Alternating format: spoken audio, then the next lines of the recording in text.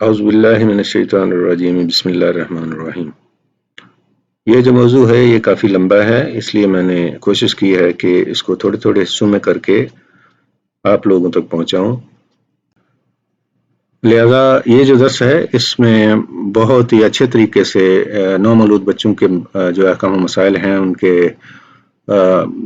مسائل کو جو بیان کیا گیا ہے، تو امید کرتا ہوں کہ یہ آپ لوگ اس کو سنیں گے تو یہ دوسرے لوگوں تک بھی اس کو پہنچائیں تاکہ وہ بھی سنیں اور سن کے جو ہے اسلامی تعلیمات کے مطابق جو ہے اپنے بچوں کے متعلقہ جو احکام و مسائل ہیں اس کی جانکاری حاصل کر سکیں۔ جسے گاڑھا خون کہا جاتا ہے ہو اور سکتا علقہ ہے سے یہ مضغہ آپ کا جسے گوشت کا یہ عمل ٹکڑا جو ہے کہا اور جاتا ہمارا ہے یہ عمل انسان جو بن ہے جاتا یہ ہے۔ ہمارے لیے پھر اللہ رب کریم مغفرت کا باعث بنے، گوشت کے ٹکڑے کو ہڈیاں اور بناتا، امید کرتا پھر ہوں کہ ہڈیوں آپ کو اس سے گوشت اچھے پہناتا ہے، مستفید ہوں گے۔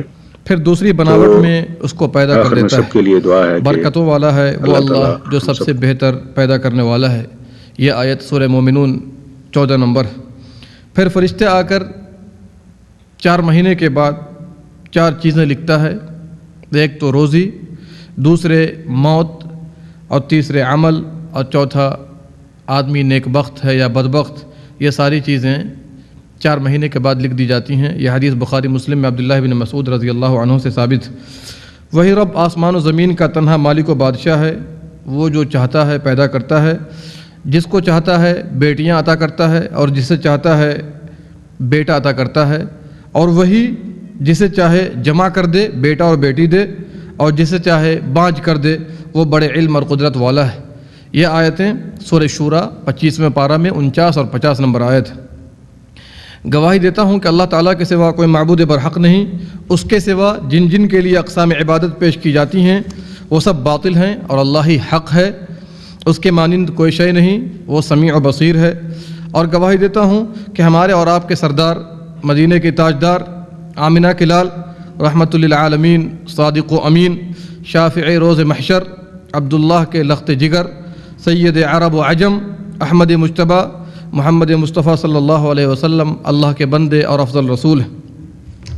دیکھیے، اللہ رب العالمین نے ہم تمام لوگوں پر بے انتہا نعمتوں کی بارش برسائی ہے۔ ان میں سب سے بڑی نعمت دین اسلام ہے۔ ویسے اللہ کی نعمتوں کو شمار کرنا چاہیں تو ہم اور آپ گن اور شمار نہیں کر سکتے، لیکن اللہ رب العالمین ان نعمتوں کے دوران ہمیں اور آپ کو اولاد سے نوازتا ہے۔ یہ بھی اللہ رب العالمین کا تحفہ ہے اور اس کی بہت بڑی نعمت ہے۔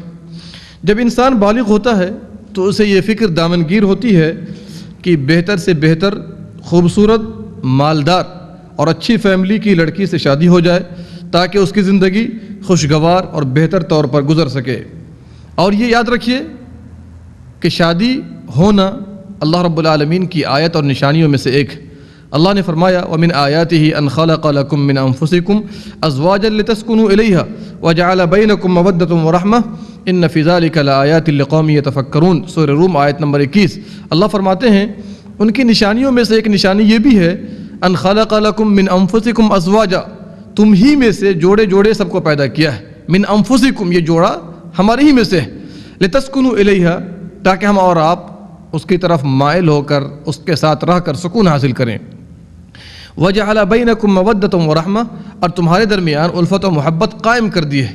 اور یاد رکھیے یہ باتیں سب کو سمجھ میں نہیں آئیں گی۔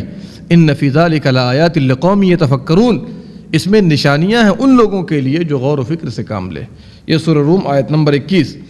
نبی اکرم صلی اللہ علیہ وسلم نے اپنی امت کو مذکورہ 4 اشیاء، حسب و نسب، خوبصورتی، مال اور دین میں سے دین کو ترجیح دینے اور کامیابی کا دار و مدار قرار دیا ہے تاکہ دنیا و آخرت میں بندہ فائز و بامرام ہو سکے۔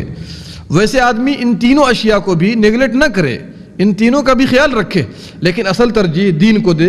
جب وہ دین پر گامزن رہے گی تو بحمد اللہ تعالی اگر لڑکے میں کسی ناحیے سے دینی کمی ہو تو اس کی تکمیل کر دے گی۔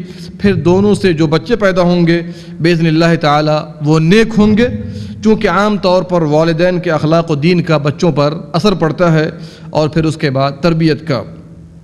اس بات کو بھی آپ نہ بھولیے گا، قدیم زمانے میں عورت بیوی کے بجائے ایک جانور تھی جس میں روح نہ ہو۔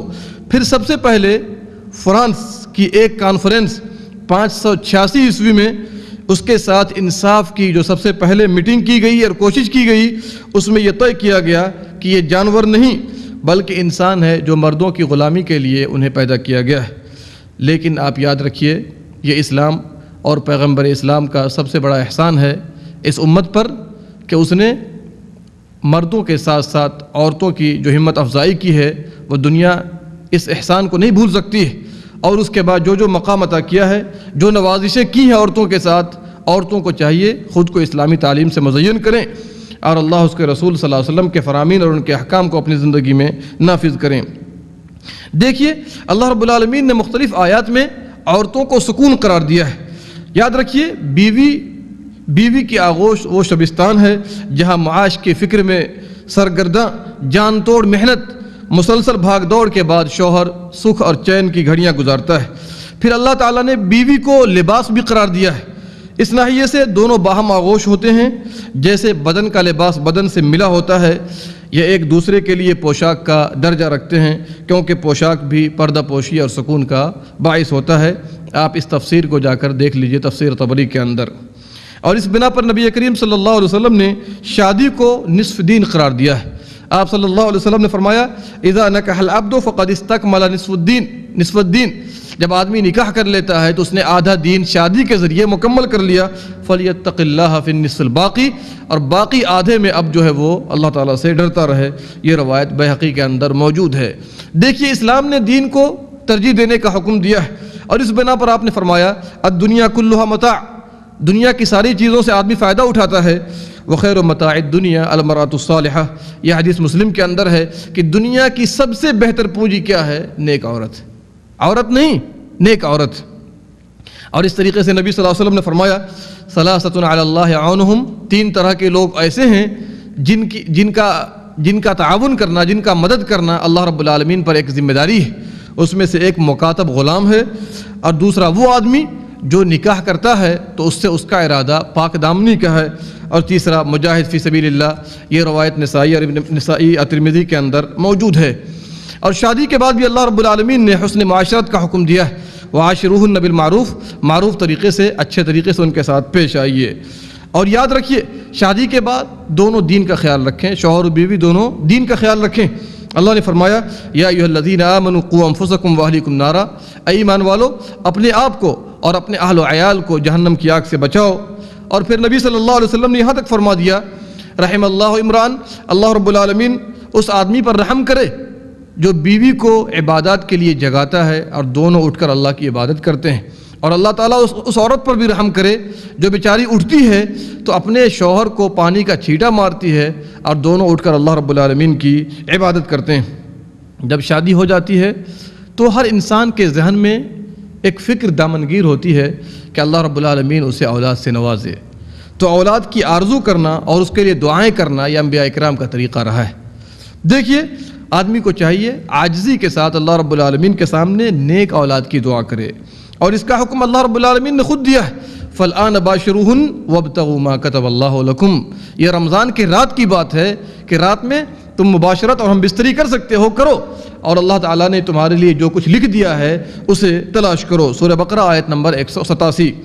اور یہاں تک کہ نبی صلی اللہ علیہ وسلم نے فرمایا تزوجوا الودود الولود، ایسی عورتوں سے شادی کیا کرو، ایسی لڑکیوں سے جو محبت کرنے والی ہو اور زیادہ سے زیادہ بچے جننے والی ہو۔ انشاءاللہ اس پر ہماری گفتگو آئے گی بعد میں کہ آج کل لوگوں نے اس منصوبے کو ختم کر دیا ہے، زیادہ بچے نہیں چاہیے، ہمارے دو کے نعرے پوری دنیا میں دشمنان اسلام کے نعرے ہیں، مسلمان ان کے گود میں جا کر اس نعرے کو دہرا رہے ہیں۔ چلیے انبیاء اکرام کا طریقہ ہے رب ہب لی من لدنک ذریۃ طیبہ، اے رب میرے پاکیزہ اولاد سے نواز۔ اور اسی طریقے سے اللہ رب العالمین نے فرمایا رب ہب لی من الصالحین، ابراہیم علیہ السلام نے یہ دعا کی تھی کہ رب العالمین نیک بچہ عطا فرما۔ دیکھیے نیک اولاد والدین کے لیے دنیا میں امن و سکون کا باعث ہے، اور مرنے کے بعد ان کی دعا باعث اجر و ثواب ہے۔ پیارے نبی صلی اللہ علیہ وسلم نے فرمایا اذا مات الانسان انقطع عمله، صحیح مسلم کی حدیث، جب انسان مر جاتا ہے ان کے عملوں کا سلسلہ منقطع ہو جاتا ہے سوائے 3 چیزوں کے۔ ایک تو آپ صلی اللہ علیہ وسلم نے فرمایا صدقۃ جاریہ، صدقہ جاریہ کر کے گیا ہو اس کا ثواب ملتا رہتا ہے، او ولد صالح يدعو له، جی ہاں اگر آپ کا نیک بچہ ہو، ظاہر سی بات ہے نیک عورت سے شادی کریں گے تو ہی نیک بچے عام طور پر پیدا ہوتے ہیں، چونکہ آپ جانتے ہیں سائنس کی دنیا نے بھی اس بات کو واضح کر دیا ہے کہ ہیریڈیٹی اور ویریشن کا جو مسئلہ ہوتا ہے، اتفاق اور اختلاف کا، ظاہر سی بات ہے آپ کے اندر جو عادتیں اور صفات پائی جائیں گی آٹومیٹکلی بچوں کے اندر وہ عادتیں ضرور پائی جائیں گی۔ اس بنا پر اللہ رب العالمین نے بھی اس بات کا حکم دیا ہے کہ نیک عورت کا انتخاب کیجئے گا اور آپ بھی نیک بن جائیے، تو باذن اللہ تعالیٰ جو بچے پیدا ہوں گے باذن اللہ وہ نیک پیدا ہوں گے، اور اگر آپ ہی نیک نہ ہوں تو نیک بچے کہاں سے پیدا ہو جائیں گے؟ ظاہر سی بات ہے فوٹوسٹیٹ مشین خراب ہو تو ورقے جو نکلتے ہیں اس میں سے خرابی نکلا کرتے ہیں، حقیقت ہے یا نہیں ہے؟ اس لیے آدمی کو چاہیے خود بھی نیک بنے اور ساتھ ساتھ بیوی بھی نیک رہے تاکہ بچے جو پیدا ہوں وہ نیک پیدا ہوں۔ دیکھیے پیارے نبی صلی اللہ علیہ وسلم نے فرمایا ان العبد لترفع له الدرجہ، جب انسان مر جاتا ہے تو اچانک اس بندے کا درجہ بلند کر دیا جاتا ہے، وہ پوچھتا ہے اے رب انا لی ھذا، یہ درجہ کہاں سے ملا مجھے؟ پیارے نبی صلی اللہ علیہ وسلم نے فرمایا اللہ تعالیٰ جواب دے گا باستغفار ولدک من بعدک، تیرے فلاں بچے نے تیرے بعد دعائے مغفرت کی ہے جس کے وجہ سے اللہ رب العالمین نے یہ درجہ بلند کر دیا ہے۔ یہ روایت ابن ماجہ میں موجود ہے۔ دیکھیے اگر والدین کو زندگی میں اولاد کی وفات کا صدمہ برداشت کرنا پڑے تو اسے اجر و ثواب ملتا ہے، زیادہ واویلا مچانے کی ضرورت نہیں، خواہ وہ لڑکا ہو یا لڑکی ہو۔ اس سلسلے میں کئی ساری روایتیں ہیں۔ پیارے نبی صلی اللہ علیہ وسلم نے فرمایا ما من الناس مسلم يموت له ثلاثة من الولد لم يبلغ الحنس الا ادخله الله الجنہ بفضل رحمته ایاہم، اگر کسی مسلمان کا 3 بچہ مر جائے، ولد یہاں پر لڑکا اور لڑکی کی قید نہیں، 3 بچے مر جائیں جو بلوغت کو نہیں پہنچے ہوں تو اللہ رب العالمین اپنے فضل و رحمت سے اس کو جنت میں داخل فرمائے گا۔ یہ روایت بخاری اور مسند احمد کے اندر موجود ہے۔ ایک عورت پیارے نبی صلی اللہ علیہ وسلم کے ساتھ ایک بچے کو لے کر آئی، کہتی ہے اللہ کے نبی صلی اللہ علیہ وسلم اس کے لیے ذرا دعا فرما دیجئے۔ پیارے نبی صلی اللہ علیہ وسلم سے وہ کہتی ہے کہ اس سے پہلے میں اپنے 3 بچوں کو دفن کر دیا ہے، میں دفن کر چکی ہوں۔ آپ صلی اللہ علیہ وسلم نے فرمایا 3 بچے کو دفن کر چکی ہے؟ اس نے کہا ہاں۔ تو پیارے نبی صلی اللہ علیہ وسلم نے فرمایا کہ تو نے مضبوط باڑ باندھ دی ہے، تو نے باندھ دیا ہے جہنم سے بچاؤ کے لیے، گویا کہ انشاءاللہ اللہ رب العالمین تجھ کو جہنم سے بچا دے گا اور جنت میں داخل فرمائے گا۔ گویا کہ 3 بچوں کا دنیا سے گزر جانا بلوغت سے پہلے اور والدین بھی صحیح عقیدے پر ہیں، مسلمان ہیں، تو انشاءاللہ جہنم سے بچاؤ کا ایک سامان آپ کے لیے مہیا ہو چکا ہے۔ یہ روایت مسلم اور نسائی کے اندر موجود ہے۔